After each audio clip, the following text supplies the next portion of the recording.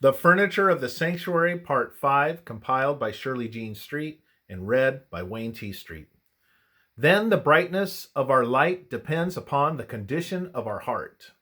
The Spirit is searching throughout the earth for those whose hearts are perfect toward God, and it will strongly hold with such ones.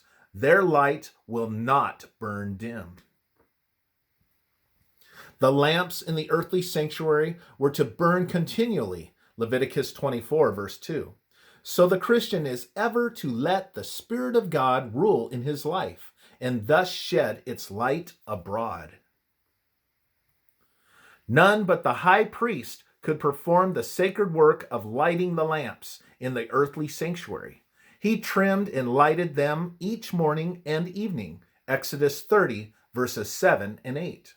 So none but our high priest, who was tempted in all points like as we are, Hebrews 4, verse 15, can give the help we need. In the morning, we need his Spirit to direct us during the day, and at evening, we need it to enlighten our minds as we review the work of the day, that we may detect the flaws and drop threads in the warp of our lives. The trimming and lighting of the lamps was a beautiful type with a daily lesson for us at the present time. It was a link in that marvelous threefold typical chain of service celebrated each morning and evening, while the whole multitude of the people were praying outside the sanctuary. Luke 1, verse 10. The whole burnt offering in the court, the altar of incense, and the burning candlesticks within the sanctuary were wonderful types which will never lose their beauty.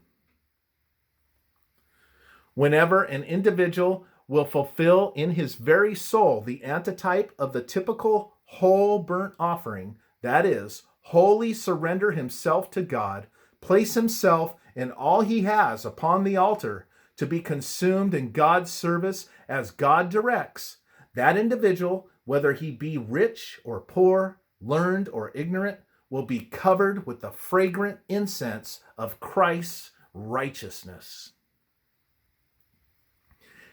And his name will be enrolled with the church of the firstborn in heaven.